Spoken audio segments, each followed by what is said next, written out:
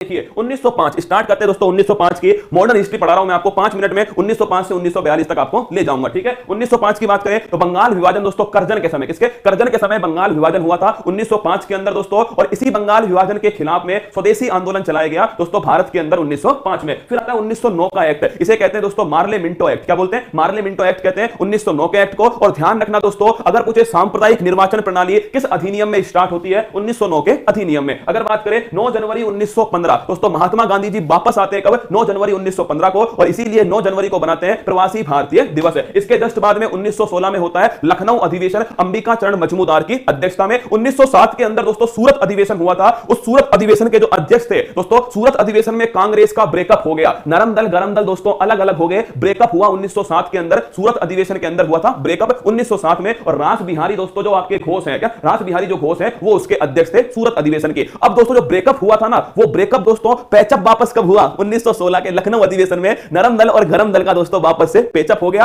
लखनऊ अधिवेशन अंबिका चरण मजमूदार इसके दोस्तों अध्यक्ष थे। और कांग्रेस और मुस्लिम लीग जो है इनका भी दोस्तों आपस में संयोग हुआ। इसके बाद है 1917 चंपारण के अंदर दोस्तों गांधी जी पहली बार मैदान में उतरे बिहार की भूमि के अंदर चंपारण में दोस्तों। वो थी 1917 की घटना आपके। उसके बाद में 1919 के अंदर एक एक्ट आता है दोस्तों, रोलेट एक्ट। कौन सा? Roulette act. ना अपील ना दलील का कानून दोस्तों, यह है आपके रोलेट एक्ट 1919। काला कानून कहा गया। एक दोस्तों इसी समय मॉन्टेग्यू चेम्सफोर्ड अधिनियम जो है वो भी दोस्तों आता है। अगर मैं बात करूं इसके खिलाफ दोस्तों विरोध प्रदर्शन के दौरान 13 अप्रैल 1919 को दोस्तों जलियांवाला बाग नरसंहार होता है। 13 अप्रैल 1919 को दोस्तों। और जलियांवाला बाग अमृतसर में है। इसी के खिलाफ रविंद्रनाथ टैगोर ने दोस्तों अपनी जो उपाधि थी नाइटहुड की उपाधि वो त्याग दी। और दोस्तों इसी घटना के बाद में एक कमेटी बनती है, उसका नाम है हंटर आयोग। क्या? हंटर आयोग। अगर बात करें दोस्तों इसके जस्ट बाद में 1920 में एक आंदोलन स्टार्ट होता है, स्वदेशी आंदोलन। कौन सा? स्वदेशी आंदोलन जो है 1920 में स्टार्ट होता है। यह आंदोलन बड़ी तेजी से आगे बढ़ ही रहा था कि फरवरी 1922 में एक कांड होता है, चोरी चोरा कांड। क्या? चोरी चोरा घटना दोस्तों फरवरी 1922 में होती है। और ध्यान रखिएगा फरवरी 1922 में जो घटना है गोरखपुर के अंदर हुई दोस्तों, उत्तर प्रदेश के अंदर चोरी चोरा घटना।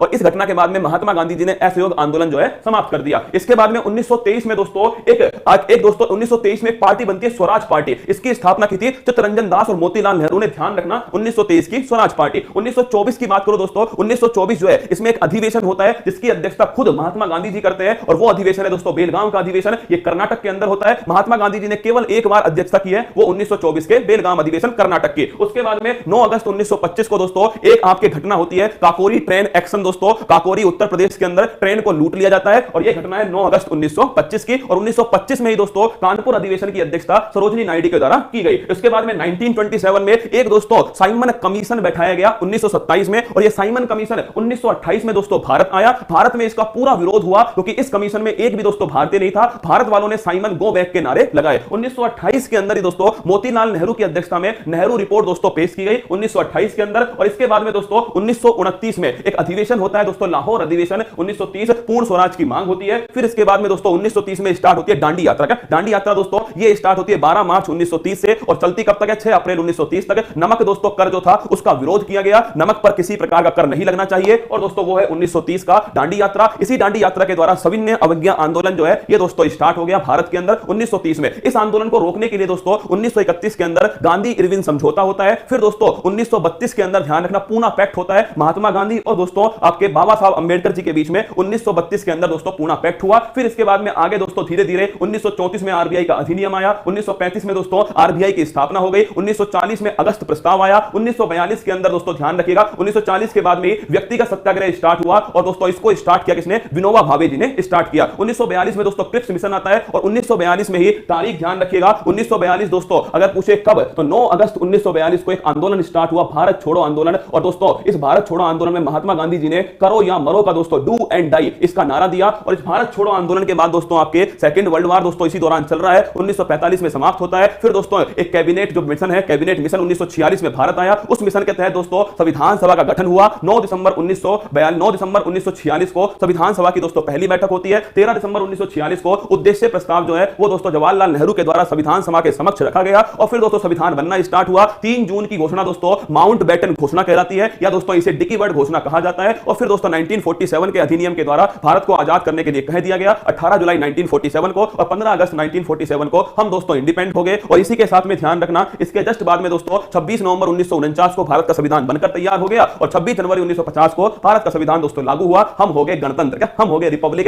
ये दोस्तों एक कहानी थी आपके मॉडर्न हिस्ट्री की बताओ कैसा लगा।